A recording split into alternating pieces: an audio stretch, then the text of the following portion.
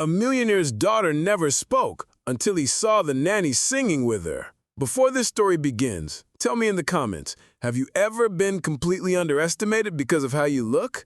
I want to hear your story. The Lawrence estate was as silent as a cathedral, except, of course, for the faint sound of shoes clicking across imported marble. Ethan Lawrence, 42, tech tycoon, billionaire, and sole guardian of his only child, was used to this silence. It had been 3 years since his daughter, Leela, had spoken a word. Doctors called it selective mutism, a trauma response after losing her mother in a car accident. Therapists tried, specialists came and went, but nothing worked. Ethan had stopped counting the number of nannies who'd quit after only weeks. Leela was polite, but she never spoke. She never sang. She barely made eye contact. So when his assistant recommended a young nanny named Emma Rivera, 25, worn brown eyes, thrift store cardigan, and a resume that didn't exactly scream elite childcare, Ethan was skeptical. She doesn't come from money, his assistant admitted, but she has a gift with kids, even the ones who won't talk. Ethan had nodded reluctantly. Fine, 1-month trial. Emma had been at the estate for 2 weeks when it happened. Ethan returned home early from a board meeting, loosened his tie, and headed toward his office. But as he passed the sunroom, he froze. A sound was drifting through the air, soft, melodic, almost like a dream. It was singing. Ethan stepped closer. Through the half-open door, he saw Leela sitting cross-legged on the rug, crayons scattered around her. And next to her, Emma strummed a small acoustic guitar. The song was simple, a lullaby, but it wasn't Emma's voice that stopped Ethan in his tracks. It was Leela's, clear, soft, singing every word. Ethan's throat tightened. For 3 years, he'd heard nothing but silence from his daughter. Now, she was singing. Ethan stepped into the room without thinking. Both heads turned. Leela's eyes widened, and in an instant, the voice was gone. Ethan's voice shook. You got her to talk? Emma glanced at Leela, then back at him. No, she got herself to sing. Leela grabbed a crayon and went back to coloring, as if nothing had happened. But Ethan knew. Everything had just changed. That night, Ethan couldn't stop replaying the sound of his daughter's voice in his mind. The next morning, over breakfast, he tried. Good morning, Leela. She just gave him a polite nod and kept eating her pancakes. Silent. Emma came in, carrying her guitar case. Leela's eyes lit up for just a second. You like the guitar? He asked his daughter. She hesitated, then nodded once. Emma smiled. We were learning a song yesterday, weren't we, Leela? The little girl kept eating, but her lips curved into the faintest smile. Later that day, Ethan pulled Emma aside. How did you do it? 3 years? Nothing? Then suddenly, she's singing? Emma shrugged. I didn't do anything magic. I just noticed she kept humming under her breath. Same tune over and over. I played it for her and she joined in. Ethan frowned. What tune? Emma strummed a few notes. Ethan's stomach dropped. He knew that melody. His late wife used to sing it to Leela at bedtime. But here's the thing. Leela was only 3 when her mother died. She shouldn't remember the words. Where did you learn that song? Ethan asked. Emma tilted her head. She taught it to me. That night, Ethan pulled out old home videos. In one, his wife sat on the edge of Leela's bed, singing the lullaby softly. Leela giggled. The memory hit him like a punch. He closed the laptop and sat in silence. Somehow, Leela remembered, and she'd shared it with a nanny she'd only known for 2 weeks. A week later, Ethan invited Emma to join them for dinner. The dining room was grand. Crystal chandelier, polished mahogany table, silver cutlery. Emma seemed a little out of place in her floral dress and cardigan, but she didn't look uncomfortable. Halfway through the meal, Leela put down her fork, picked up a napkin, and to Ethan's shock, whispered, More juice, please. Emma's eyes softened, but she didn't make a big deal out of it. She just poured the juice and smiled. Ethan's heart was pounding. That was the first spoken sentence he'd heard from Leela in 3 years. After dinner, he walked Emma to the door. Whatever you're doing, keep doing it. Emma gave a small smile. Sometimes it's not about making them talk. It's about giving them something worth talking about. That night, Ethan's phone buzzed. It was a text from an unknown number. Do you know who's really living in your house? Attached was a blurry photo, Emma, but not in nanny clothes. She was on a small stage in some dimly lit bar, singing into a microphone. What would you have done if you were Ethan? Trust the nanny who's helping your child speak again, or start digging into her past? Comment your answer before we reveal what happened next. Ethan stared at the photo on his phone. Emma, microphone in hand, a spotlight catching her hair. The crowd in the background looked mesmerized. His mind raced. Why hadn't she mentioned this? And why did the sender feel the need to warn him? That night, after Lila went to bed, Ethan opened his laptop and searched the name Emma Rivera Singer. Nothing. No music videos, no social media, no official gigs. But then he found a grainy clip posted under a different name, Emery Whale. Same face, same voice. The caption read, "Back after 2 years, she said she'd never sing again." Ethan sat back. 2 years ago, that was the year his wife died. Coincidence? Or something more? The next day, he decided to test her. "Emma," he said casually over breakfast, "I found a guitar shop downtown. Thought we could get Lila her own guitar." Emma's smile faltered, just for a second.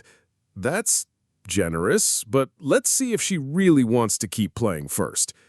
Ethan caught the hesitation. She was hiding something. That night, he called the unknown number that had sent him the photo. A woman answered, her voice sharp. "You need to keep your daughter away from Emma Rivera." "Who is this?" Ethan demanded. "Someone who knows what she's capable of. Check her past before it's too late." The line went dead. Ethan couldn't sleep. He walked past Lila's room and stopped. A soft voice was drifting out. Not Emma's, not Lila's. He pushed the door open an inch. Emma was sitting on the edge of Lila's bed, singing a lullaby. The lullaby.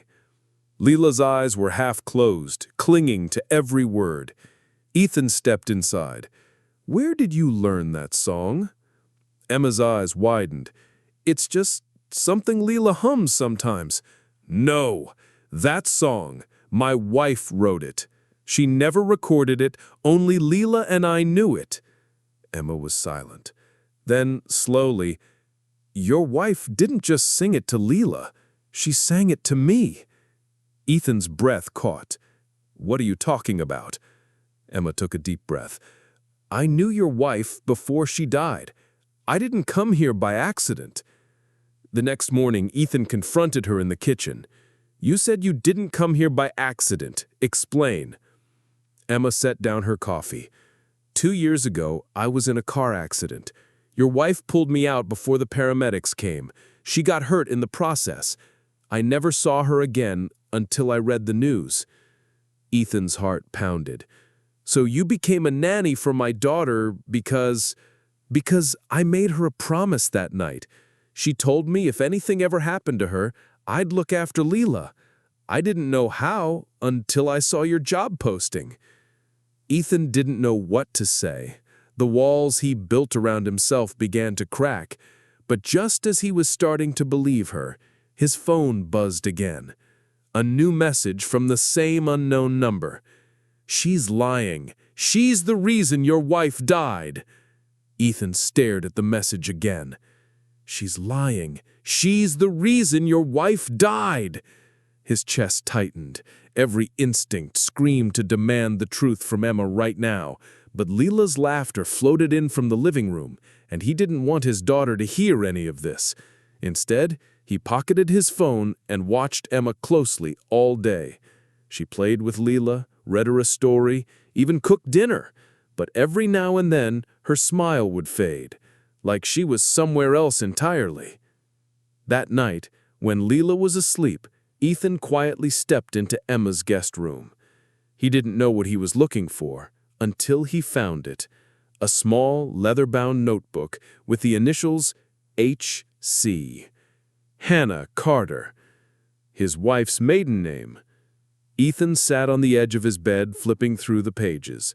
Most of it was handwritten song lyrics, some crossed out, some with tiny musical notes in the margins. But then he reached the back and froze. A single page, a single sentence. "If anything happens to me, trust Emma Rivera." It was in Hannah's handwriting. No mistaking it. Ethan didn't know if this was proof that Emma was telling the truth or proof she had manipulated Hannah into trusting her. Before he could decide, his phone lit up again. Unknown number. "Meet me tomorrow at noon at the old train station if you want the truth about Emma. Come alone." If you were Ethan, would you go to that meeting or confront Emma first? Drop your answer in the comments before we show you what he did next. The next day, Ethan told Emma he had a meeting downtown. He left early, driving to the abandoned train station on the edge of the city. A woman stepped out from behind a pillar wearing dark sunglasses. "You must be Ethan." "And you are?" "I'm the sister of the man Emma killed." Killed? It was a hit and run. 2 years ago, my brother died on the scene. Emma disappeared the next day. I've been tracking her ever since, and then she shows up in your house, playing nanny to your daughter? Ethan's pulse pounded in his ears. He wanted to scream that she was wrong, that Emma was kind, that Leela adored her. But a horrible thought lodged in his mind. 2 years ago, the same year Hannah died. The woman handed him a flash drive. "Everything you need is on here. See for yourself. And if you care about your daughter, get Emma out before it's too late." Ethan sat in his office that night, staring at the small black flash drive on his desk. He put Leela to bed, told Emma he had work to do, and locked the door. His hands felt heavy as he plugged it in. Folders popped up, labeled with dates. The earliest was from 2 years ago. He clicked the first file.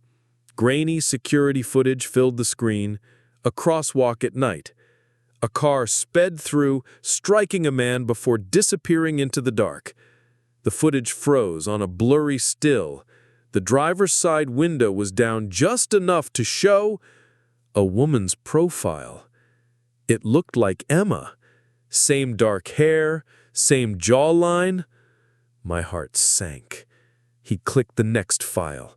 Police reports, witness statements, a sketch of the suspect, again looking eerily like Emma. His pulse raced. But then, in the last folder, he found something the mysterious woman hadn't mentioned. A hospital record. Patient, Hannah Carter Evans. Date, the same night as the hit and run. Ethan's head spun. Why would Hannah's hospital record be in this case file? He read further. The report said Hannah was brought in by a woman unconscious with severe internal injuries. The woman didn't give her name and left before the police arrived. Hannah died hours later. Ethan's mind flashed back to the note in Emma's notebook. "If anything happens to me, trust Emma Rivera." It didn't make sense. Why would Emma save her only to be accused of killing someone else that same night? Before he could dig deeper, he heard footsteps outside his office. The doorknob rattled. "Ethan?" It was Emma's voice. He yanked the flash drive out and shoved it in his pocket. "Yeah, I'm coming." When he opened the door, Emma's face was pale. "There's someone watching the house," she whispered. Ethan followed Emma to the front window. Sure enough, a black SUV idled across the street. Tinted windows, no plates. "That's them," Emma said, her voice shaking. "The people who want you to believe I'm dangerous. If they can turn you against me, they'll have a clear path to everything Hannah left behind." Ethan's jaw tightened. Hannah didn't have much left behind. Emma's eyes met his, almost pained. "That's what you think." Before he could ask what she meant, the SUV's door opened and the same woman from the train station stepped out. But she wasn't alone. A man in a tailored suit followed her, someone Ethan recognized instantly. His late wife's business partner. The realization hit him like ice water. This wasn't about a hit and run. It was about Hannah's company. And if Emma was telling the truth, Ethan had just let the real enemy walk right up to his door. The SUV's engine idled, its headlights casting a white glare across the driveway. Ethan stepped outside before Emma could stop him. The woman from the train station smiled thinly. "Mr. Evans, we were hoping you'd see us tonight." Ethan ignored her and looked at the man in the suit. "Mr. Grant, you have a lot of nerve showing up here." Grant shrugged. "Just tying up loose ends. Hannah's will left some assets unaccounted for. Assets that could disappear unless we handle them properly." Emma stepped forward. "You mean steal them?" Grant's smile didn't falter. "Call it, redistribution." Ethan's fists tightened. "What assets?" The woman pulled out a manila envelope and tossed it on the hood of Ethan's car. Inside was a deed to an offshore account holding millions in shares of Evans Biotech. It was signed by Hannah and dated 3 days before her death. Ethan stared at the document, his mind racing. He knew Hannah's handwriting. This was hers. But why hide something like this from him? Emma's voice cut through his thoughts. She was moving the company out of their control. She wanted those shares protected until Leela was old enough. That's why she trusted me. Ethan turned to her, stunned. "She told you this?" Emma hesitated, then nodded. "And she knew they'd come from me first, because I was the only one who knew where the rest of her records were." Grant stepped closer. "You can believe her, Ethan. But if you do, you'll be dragged into something you can't win. Sign those over now, and you walk away untouched." Ethan's pulse pounded in his ears. For years, he thought Hannah's death had left him with nothing but grief and a struggling company. Now he realized she'd left him a weapon. The question was, who to trust it with? The street was quiet except for the hum of the SUV. Emma's eyes locked on his, pleading without words. Ethan looked at Grant, then at the woman who'd handed him the flash drive earlier. He finally understood. She wasn't helping him out of kindness. She was playing both sides. He took a slow step back. "If Hannah trusted Emma, then I do too." Grant's smile faded. "Wrong choice." The woman's hand dipped into her coat, and Ethan caught the glint of metal. Before she could move further, Ethan pulled his phone from his pocket, not to call the police, but to activate a secure file upload. Hannah's records. They're already in the hands of people who make sure the truth comes out. The woman froze. Grant's jaw clenched. Emma stepped forward, standing shoulder to shoulder with Ethan. In that moment, Ethan knew there was no going back. They just declared war. The moment Grant and the woman left, Ethan slammed the door and locked it. Emma turned to him, breathless. "They'll be back, and they won't come to talk next time." Ethan nodded. "Which is why we don't wait. Hannah didn't raise me to take punches without hitting back." Emma's brow furrowed. "What's the plan?" Ethan pulled out the manila envelope, spreading the documents across the table.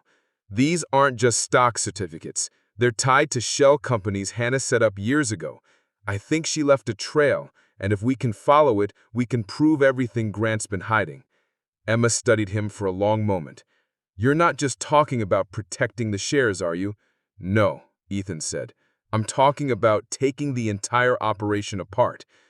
2 days later, Ethan and Emma walked into a private co-working space in the city, a safe house for investigative journalists. The room was buzzing with quiet tension, screens glowing with headlines that never reached the public.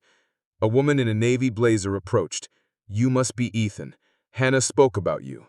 Ethan froze. "You knew her?" The woman's smile was faint. "She came to me 2 years ago with evidence that could ruin half the board at Evans Biotech, but she disappeared before we could publish. Now I see why." Emma slid the manila envelope across the table. "We need this out there, but timed right. If we rush, they'll bury it. We need the kind of impact that can't be erased." The journalist nodded. "Then we'll leak it at the shareholders' meeting. Live coverage. No escape." The days leading to the meeting felt like walking a tightrope. Grant's men were everywhere, in the lobby, across the street, even tailing Ethan's car at night.